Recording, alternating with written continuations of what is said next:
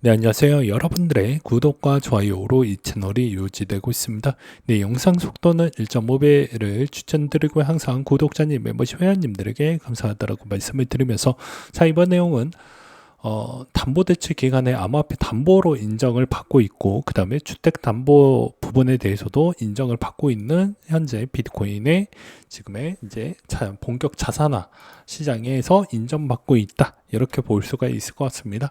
과거보다는 지금 이제 바뀌었던 패턴에서 어떤 포인트로 이렇게까지 많이 밀어주느냐를 좀 볼 필요성이 있는데요. 그건 스테이블 코인 부분을 이제 본격적으로 정책으로 밀어준다라고 하다 보니까 스테이블 코인, 즉 크립토 마켓 시장 자체가 상당히 좀 시장이 커져야지 어찌 보면 스테이블 코인도 커질 수가 있기 때문에 엄밀히 따지면 비트코인의 특정 자산은 어느 정도 인정을 하긴 했지만 이제는 본격화된 시장으로 이제는 제대로 인정을 받아주면서 같이 키워주겠다라고 볼 수가 있을 것 같습니다.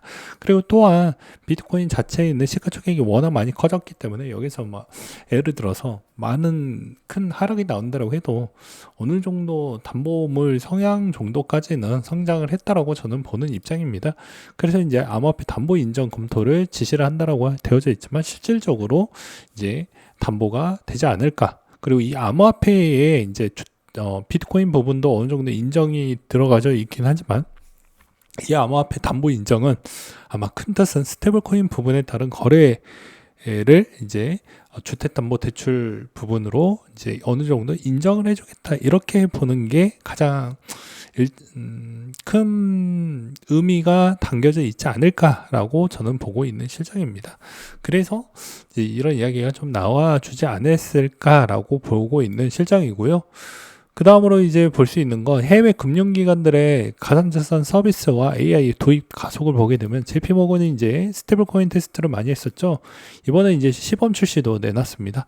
이제 본격적으로 이 스테이블코인에 관련되어 있어서 얼마나 이제 자기네 비즈니스에서 얼마나 더 활용적으로 끄집어 올 수 있는지의 경우의 수를 많이 뽑아 놓을 것인데요. 이게 이제 AI와 또 결집이 돼서 이제 굳이 실패를 현실적으로 겪어서 그런 이제 실패 비용을 현실화할 필요성은 없으니까 가상 테스트 공간 안에서 우리가 가지고 있는 사업에서 비즈니스가 제일 잘 나오는 부분을 계속해서 테스트를 할 생각을 가지고 있을 것 같습니다.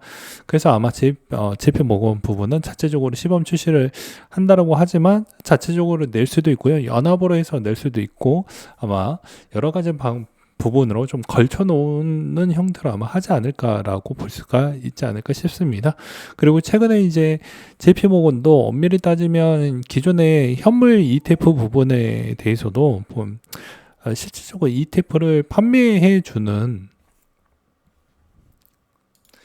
AP 공급사의 또 주된 금융사 중에 하나이기 때문에 생각보다는 그런 측면도 좀 볼 필요성이 있다라고 말씀을 드릴 수가 있을 것 같고요. 그리고 이제 스페인 은행에서도 포트폴리오 3에서 7% 부자들에게 많이 권유를 좀 했다라는 내용을 좀 볼 수가 있을 것 같습니다. 그래서 점진적으로 이제 이렇게 가상자산 시장이 이제 실제 오프라인 시장 쪽으로 계속 이제 같이 확장이 넘어가고 있는 추이로 가고 있구나라고 볼 수가 있을 것 같고요. 그 다음으로 이제 좀 봐야 되는 건 아무래도 이제 제일 중요한 건 그거겠죠. 이번 형태에서도 이제 서클이 최근에 이제 좀 많은 조정이 나와주고 있는데 한국 사람들이 이제 6천억 원 순매수를 좀 했다라고 합니다. 최근에 이제 서클이 아무래도 잘 될 것 같으니까 라는 부분보다는 오히려 이제 크립토 투자 시장 참여자가 꽤 많이 늘어났기 때문에 기존의 크립토 투자자가 또 매수를 했고 그 다음에 기존의 주식 투자자가 또 하다 보니까 이 금액이 좀 커지지 않았을까라고 저는 추정을 하고 있는 바가 될 것 같습니다. 근데 서클은 중장기적으로 저도 유효하다라고 하지만 조정이 나왔을 때는 여전히 실제 연간 벌어들이는 총 수입 리스크비를 좀 고려를 하면서 투자를 하는 게 가장 맞다, 가장 바람직하다, 이 점을 꼭 기억을 해 두시길 바라겠고요. 최근에 이제 코인베이스도 상당히 좋게 잘 성장을 해주고 있는 모습을 볼 수가 있겠죠. 최대 수혜자는 여전히 코인베이스라고 저는 생각을 하고 있습니다. 그리고 이제 여기서도 이제 보게 되면 로빈후드도 마찬가지로 계속 잘 성장을 해주고 있기 때문에 이제 둘 중에 하나는 만약에 조정이 나오게 되면 좀 관심 있게 보셔라. 그리고 최근에 이제 페이팔이나 이런 쪽은 좀 힘이 약합니다. 그렇기 때문에 페이팔이나 이런 쪽은 볼 필요성이 없고요. 그 다음에 이제 블록 같은 경우에도 마찬가지로 캐시앱의 부분에 어느 정도 선방을 좀 하긴 했지만 그래도 좀 기타 거래소 대비보다는 수익성이 생각보다 많이 못 올라와줬던 부분이 있습니다. 그러니까 엄밀히 따지면 거래소가 가장 수혜를 많이 보고 있고, 그 다음에 비트코인을 보유하고 있는 기업이 그 다음에 좀 따라간다라고 볼 수가 있을 것 같습니다. 나머지 쪽은 그냥 고만고만하다 정도로 볼 수가 있을 것 같고요. 그 다음으로 이제 볼 수 있는 건 아무래도 SBET가 될 것 같은데, SBET도 이제 어느 시점에 좀 봐야 되냐.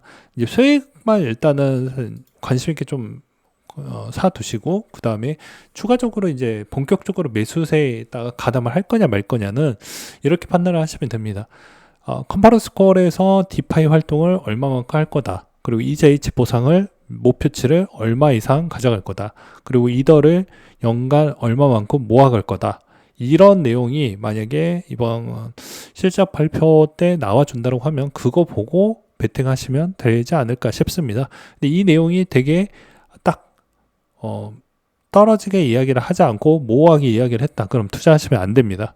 왜 그러냐면 여러분들 어차피 여기다가 돈을 많이 태울 것 같으니까 이런 이야기를 한번 하는 거예요. 그래서 베팅을 할 때는 베팅이 할 만한 조건 부분이 못해도 80%는 좀 넘어가야 됩니다. 7에서 80% 정도가 넘어가야 베팅 부분에 올인까지는 아니더라도 과반수 이상 투자가 가능한 거고요.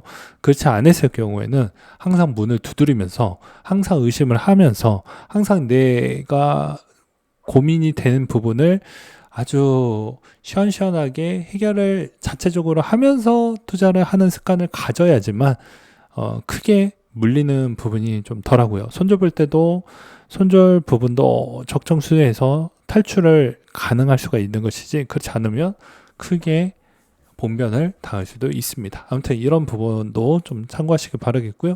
그 다음으로 이제 추가적으로 이제 코인베이스와 토탈갭 알트코인 시총 부분에 있는 그림이 이쁘게 같은 동향을 보여주고 있습니다. 즉 알트코인의 거래 빈도율이 코인베이스 부분의 주가 추이와 거의 유사하다고 볼 수 있고요. 최근에 아크 인베스트는 코인베이스에 있는 비중을 좀 축소를 시키기도 했습니다. 엄밀히 따지면 아크 인베스트 자체가 운용사이다 보니까 비율 조정을 좀 했다라고 볼 수가 있는 게, 코인베이스가 요즘 가격이 많이 올라왔기 때문에 특정 포트폴리오 부분이 어느 정도 튀어 올라와서 어느 정도 매도를 좀 진행을 했다, 이렇게 보는 게 맞지 않을까 싶고요. 그 다음으로 이제 비트코인 인덱스 퍼포먼스 부분을 좀 보게 된다고 하면요, 이 주기가 2017년도 반감기 시기를 따른다면 고점은 지금으로 약 3개월 후에 도달을 하지 않겠냐라는 이야기가 나와주고 있는 시점입니다. 그러니까 제가 마스터 플랜 부분을 보았을 때도 10월 한 마지막 주 정도가 나오잖아요. 그러니까 오차 범주가 거의 얼추 비슷합니다. 플러스 1, 2개월 차이밖에 안 나기 때문에, 마이너스 한 1개월 정도 차이밖에 안 나기 때문에 이런 점이 상당히 중요하다라고 볼 수가 있습니다. 근데 제가 저번에도 이야기를 많이 했죠. 이 시장이 좀 더 성장을 보여주려 하면 지금의 스테이블 코인에 따른 테마스 부분으로 올라왔다고 하면 여기서도 이제 추가적으로 무언가를 지탱해 줄 수 있을 만한 그런 내용이 나와야 됩니다. 여러분들은 간혹 놓친 포인트가 무엇이냐면, 기사에서 이슈가 나올 수 있는 건 단발성 테마에 있는 내용들밖에 안 나오고 있거든요. 실질적으로 진짜 영향을 끼칠 거라고 하면 직매입이 가능했냐, 내부자 거래가 많이 들어왔냐, 이런 게 정말 중요한 겁니다. 실질적으로 그걸 진짜로 많은 돈을 매입을 했냐, 이게 중요한 거예요. 그러니까 인풋에 대한 기대감을 키워줬으면 기사가 아웃포스로 진짜 매입이 한 달, 두 달 뒤에 진짜로 매입이 가능할 것 같다, 진짜 매입이 거의 임박을 했다 까지 해서 속아 넘어가지 마시고, 진짜로 매입이 할 것 같다가 아니고 한다라고 생각을 하고 베팅을 그 시점으로 그림을 좀 그려본 뒤에 해보는 게 맞다라고 저는 보는 입장입니다. 그때까지는 저는 120K 그대로 그냥 유효하다라고 보는 입장이고요. 만약에 생각이 바뀌면 그때 이야기를 하도록 하겠습니다. 그리고 스트래티지 부분에 대해서도 또 이야기가 나는데, 스트래티지는 운영연금, 주식 발행, 그리고 부채 이 세 가지를 적절하게 잘 쓰고 있습니다. 그래서 이제 자산사채 비중으로 우선주를 총 3개를 냈죠. 그래서 8% 또는 10% 부분을 배당을 챙겨주려고 노력을 많이 하고 있는 실정입니다. 만기가 어느 시점에 이제 도래하냐면 올해 연말 정도에 좀 작은 규모로 한번 돌아오고요. 나머지는 이제 대부분 2030년도 때나 29년도 때 대부분 많이 있습니다. 근데 이게 엄밀히 따지면 이제 잘 돌아가면 크게 문제가 되지 않는데, 잘 돌아가지 않았을 경우에는 문제가 발생을 한다라고 이야기를 많이 했죠. 그리고 또한 이 현재 우선주로 살 수 있는 게 비트코인 3만 개 정도를 매입을 할 수 있을 만한 부분이 발생합니다. 그럼 여러분들이 그냥 기사만 잘 들어보셨다고 하더라도 이때까지 우선주를 상장시킨 다음에 우선주 공모 부분하고 자산사채 이때까지 남았다 있는 돈에 못해도 4만 개에서 5만 개 정도 이상 사게 된다고 하면, 셀러 형님이 쓸 수 있을 만한 자본은 일단은 어느 정도는 많이 썼구나 라는 걸 어느 정도 보고, 그 다음에 자본 확충 부분을 어떻게 또 당겨 오는지를 볼 필요성이 있습니다. 그리고 그 자산사채 비중이 어떤 형태에 따른 보상이 어느 정도로 계약 조건하고 옵션 조건이 어떻게 되어 있는지 이런 걸 좀 볼 필요성이 있습니다. 왜 그러냐? 전체 MSTR이 이제 차지하는 비중이 점점 커지고 있기 때문에 이제는 스트래티지가 우측을 보게 되면 S&P 500에 편입될 가능성도 높아지고 있기 때문입니다. 이 말의 의미는 비트코인 부분은 자산화가 인정이 됐기 때문에 이런 점도 있겠지만, 반면으로 S&P 500 부분이 들어오게 된다고 하면 그만큼 영향력을 크게 행사를 하게 되고요. 그 다음으로 이제 그만큼 지수가 많은 영향에 또 끼치게 되고요. 그만큼 비트코인에게도 큰 영향을 끼치게 된다라는 것입니다. 그 다음으로 이제 보게 되면 이제 짤짤하게 벡터도 이제 비트코인 매수 가능성에 열어주었다. 그리고 암호화폐 자문위원회도 인프라 구축을 지금 작업 부분을 지금 진행하고 있다라고 이야기를 해주고 있는 실정인데요. 이 말의 의미는 여러 가지 형태에서 이제 정부의 매입 가능성을 열어두긴 했지만, 얼마만큼 사줄 것이냐, 그리고 이게 만약에 매입 계획이 나왔다고 하면 이제 아무래도 비공개 부분이 워낙 많이 있다 보니까 확인하기에는 어렵겠지만, 대부분 이제 부자들이 비트코인을 얼마만큼 가속도 있게 매입을 할 것이냐가 중요한 것 같습니다. 기업이 따로 이제 매입을 해줄 수 있을 만한 기업들은 보이지만, 부자들이 따로 비트코인을 모으는 시기도 얼마 남지 않았다 라고도 생각을 해볼 수가 있겠죠. 그리고 채굴자들이 6월 채굴 수익이 생각보다 좋습니다. 근데 이제 한편으로는 이게 어느 정도 9월달 되면 또 한번 약간은 좀 털어내는 형태가 나올 수 있다는 점도 좀 기억을 해두시기 바라겠고요.